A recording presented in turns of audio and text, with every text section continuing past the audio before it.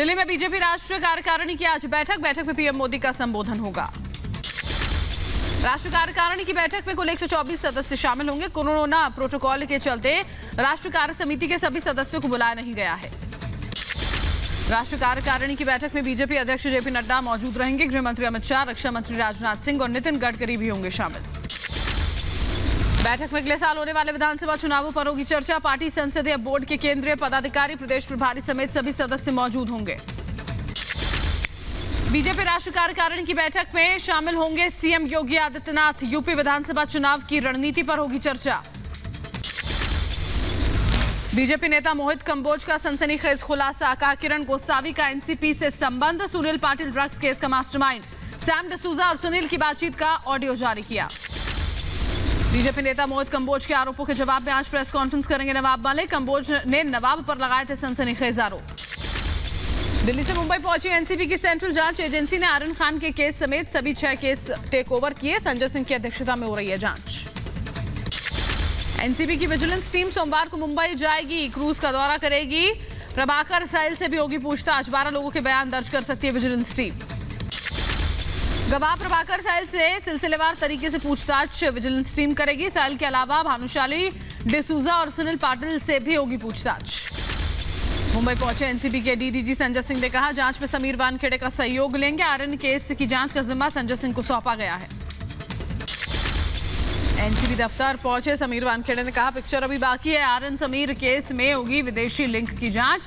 Sunil Patil, Sam D'Souza को समन कर सकती है एनसीबी। क्रांति रेडकर ने इंस्टाग्राम पर पति समीर वानखेड़े के साथ तस्वीर पोस्ट की। पड़वा संपन्न के कैप्शन के साथ डाली तस्वीर, साथ ही लिखा आपसे सीखने के लिए बहुत कुछ बाकी है।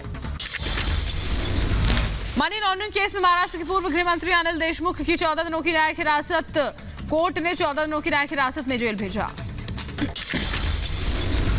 मनी लॉन्ड्रिंग केस में अनिल देशमुख के बेटे ऋषिकेश देशमुख को नहीं मिली राहत। अग्रिम जमानत की मांग वाली याचिका पर सुनवाई टली। 12 नवंबर को होगी सुनवाई। जबरन वसूली केस में सचिन वाजे पर कानूनी शिकंजा, कोर्ट ने 7 दिनों की पुलिस कस्टडी में भेजा। पूछताछ करतार खंगाले में जुटी क्राइम ब्रांच। सचिन वाजे की कस्टडी पर सरकारी वकील शेखर जगताप ने कहा वसूली कांड की जांच जारी। वाजे की 7 दिनों की कस्टडी मिली। अवैध ट्रांजैक्शन की जांच बाकी। एलएसी विवाद पर चीन का बड़ा कबूलनामा, शी जिनपिंग ने ही बनाई एलएसी पर भारत के साथ संघर्ष की योजना। पेंटागन की रिपोर्ट से बड़ा खुलासा, एलएसी पर चीन लगातार चालबाजी कर रहा है। बातचीत के बीच तैनाती बढ़ा रहा है चीन। अमेरिकी रक्षा विभाग की रिपोर्ट से खुलासा, भारत से सटे इलाकों में अपने गांव बसा रहा है चीन। अरुणाचल प्रदेश में विवादित क्षेत्र में बसाए गए गांव का भी जिक्र।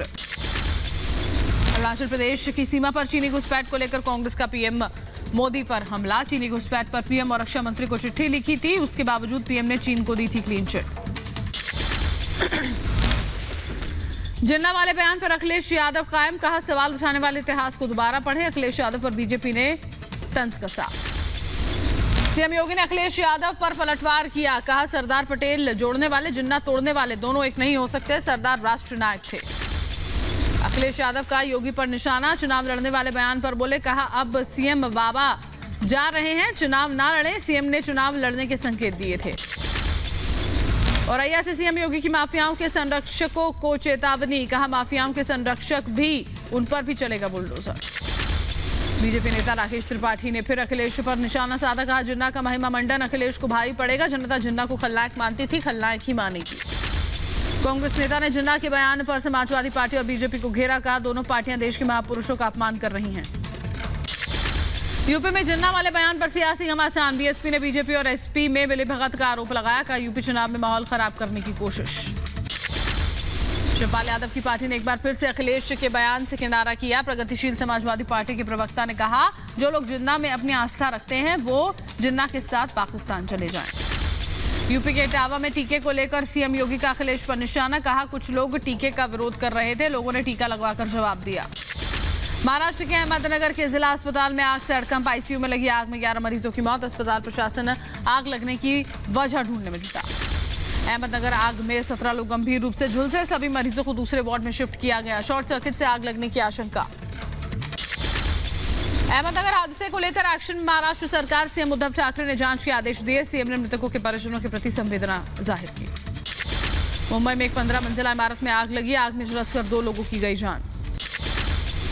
बिहार में जहरीली शराब से अब तक 38 लोगों की मौत। गोपालगंज में 14, बेतिया में 13, समस्तीपुर में 4 और मुजफ्फरपुर में 7 लोगों की जान गई। शराब कांड के बाद एक्शन में पुलिस और जिला प्रशासन। शराब माफियाओं के घर पर बैंड बाजे के साथ चस्पा की इश्तेहार।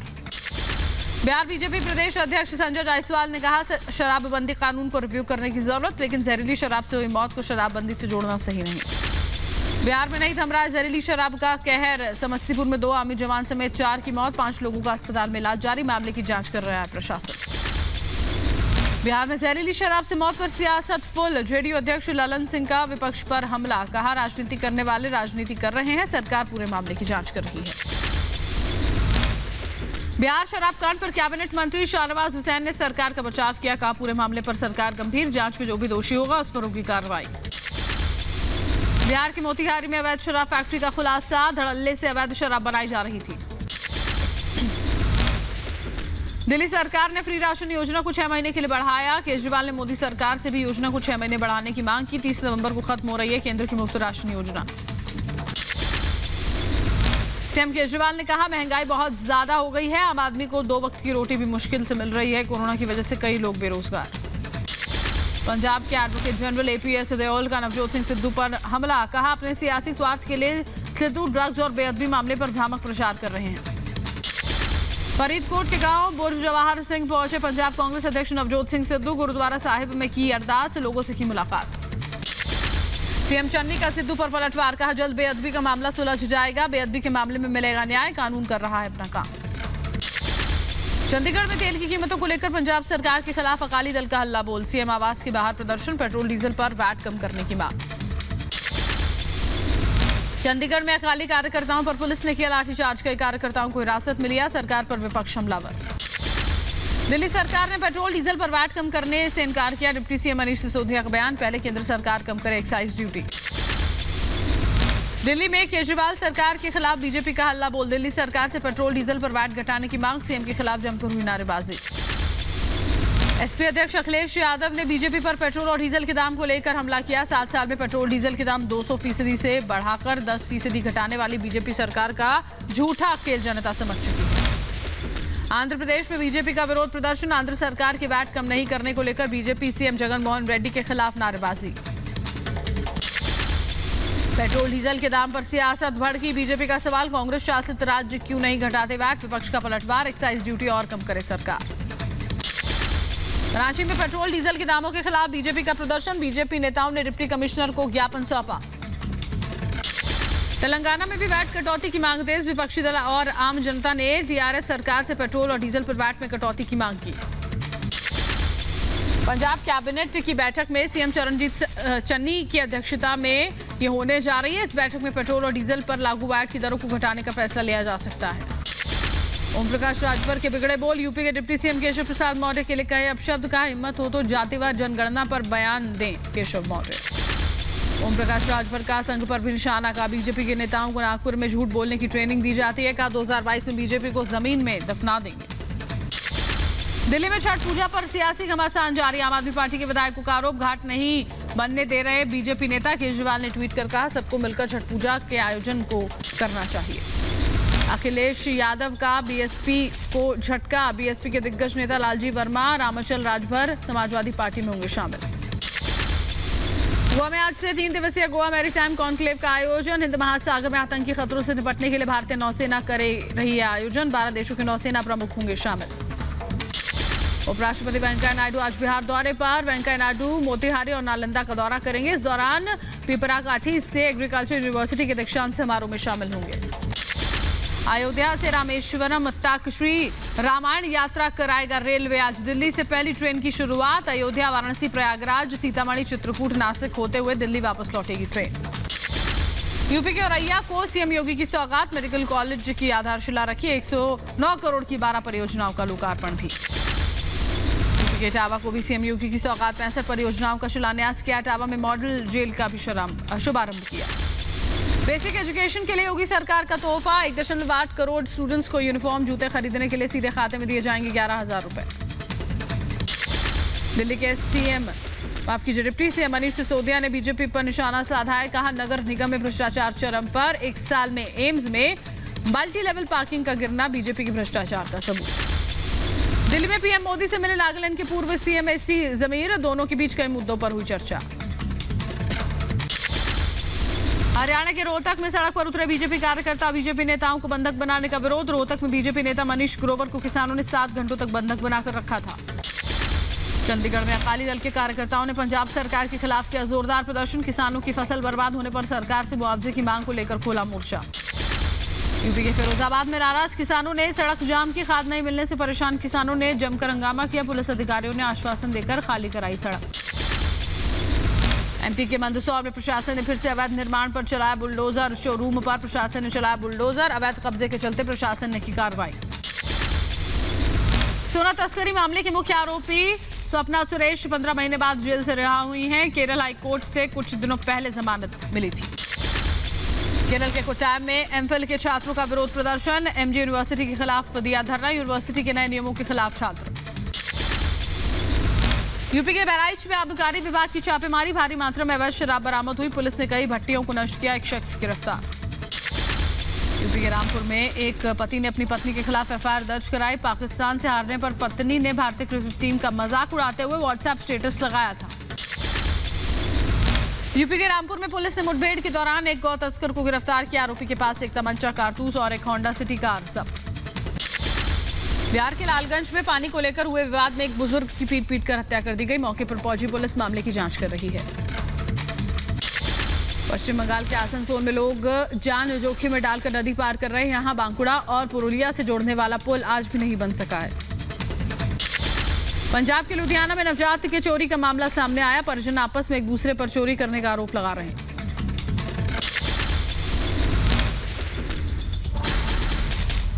मुंबई के नागपाड़ा में एक BMW कार डिवाइडर से टकराई। हादसे में ड्राइवर बाल बचा। पुलिस ड्राइवर से कर रही है पूछताछ। मुंबई के बोरीवली में बेकाबू रफ्तार का कहर, ठाणे के पास बस हादसे का शिकार हुई। ड्राइवर गंभीर रूप से जख्मी, कई यात्रियों को भी आई चोट। जम्मू कश्मीर के किश्तवाड़ में लपटों का तांडव, कई घर जलकर खाक हुए। दमकल विभाग ने कड़ी मशक्कत के बाद आग पर काबू पाया। यूपी के अमरोहा में महिला की युवक ने बेरहमी से पिटाई की। मारपीट का वीडियो वायरल, घायल महिला को अस्पताल में भर्ती किया गया। एमपी के ग्वालियर में भीषण आग का कहर, कोटक महिंद्रा बैंक के ब्रांच में आग लगी। घंटों की मशक्कत के बाद आग पर काबू पाया जा सका। जौनपुर में जिला अस्पताल के कोविड वार्ड में आग, हादसे में कोई हताहत नहीं। दमकल विभाग ने वक्त रहते आग पर काबू पाया। यूपी के झांसी में बहन से छेड़खानी का विरोध करने पर दबंगों ने भाई की पिटाई की। गंभीर हालत में अस्पताल में भर्ती किया गया। पुलिस ने केस दर्ज कर आरोपियों की तलाश शुरू की। देश में कोरोना की रफ्तार में कमी, पिछले 24 घंटों में 10,929 नए मामले सामने आए। दिन में 392 मरीजों की जान गई। देश में 1.5 लाख से कम हुए कोरोना के सक्रिय मामले। यूपी में जीका वायरस के नए मामले सामने आने के बाद दिल्ली सरकार अलर्ट पर। दिल्ली में डेंगू के बढ़ते मामलों पर सरकार नजर बनाए हुए है। कन्नौज में जीका वायरस का नया मामला सामने आया। पीड़ित कानपुर पहुंचा था, जहां से लौटने पर जीका वायरस की चपेट में आया। 32 सैंपल जांच के लिए भेजे गए थे। कानपुर में जीका वायरस से हड़कंप, पिछले 24 घंटों में 13 नए मामले सामने आए। मरीजों का आंकड़ा बढ़कर 79 हुआ। कानपुर में जीका वायरस की बढ़ती रफ्तार से स्वास्थ्य विभाग में हड़कंप। संक्रमित इलाकों में स्वास्थ्य विभाग ने सैंपलिंग बढ़ाई है। स्वास्थ्य विभाग की 75 टीमें लगाई गई। पाकिस्तान के लाहौर कोर्ट से बरी हुए 6 आतंकी, टेरर फंडिंग मामले में चल रहा था केस। मुंबई हमले के मास्टरमाइंड हाफिज सईद के संगठन से जुड़े हैं आतंकी। दुनिया के सबसे खूंखार आतंकवादी संगठन ने घुटने टेके। आतंकिस्तान के नंगरहार में ISIS के 7 आतंकवादियों ने सरेंडर किया है। लंदन में हजारों प्रदर्शनकारियों ने ग्लोबल वार्मिंग को लेकर मार्च किया। सरकार से ग्लोबल वार्मिंग के खिलाफ कार्रवाई तेज करने का आह्वान। यूके कैरियर स्ट्राइक ग्रुप में प्रशिक्षण, अभ्यास और मिशन करने के बाद यूके का सबसे बड़ा नौसेना का जहाज ब्रिटिश तट पर वापस आ रहा है। मई के बाद ये जहाज 40,000 समुद्री मील की यात्रा कर चुका है। बोस्निया की राजधानी साराजेवो में भारी बारिश के बाद बाढ़ का कहर देखने को मिला। यहाँ के इंडस्ट्रियल इलाके में कई फैक्ट्रियां और गोदामों में बाढ़। सिएरा लियोन में एक तेल टैंकर में विस्फोट हुआ। हादसे में करीब 92 लोग मारे गए। अमेरिका के ह्यूस्टन में एस्ट्रो वर्ल्ड संगीत समारोह की पहली रात मची भगदड़ में 8 लोगों की मौत, वहीं 300 से ज्यादा लोग जख्मी। हादसे के वक्त अमेरिकी रैपर ट्रेविस स्कॉट को सुनने के लिए करीब 50,000 संगीत प्रेमी मौजूद थे। ऑस्ट्रेलिया के मेलबर्न में कोरोना टीकाकरण के खिलाफ प्रदर्शन, हजारों की तादाद में लोग मार्च में शामिल हुए।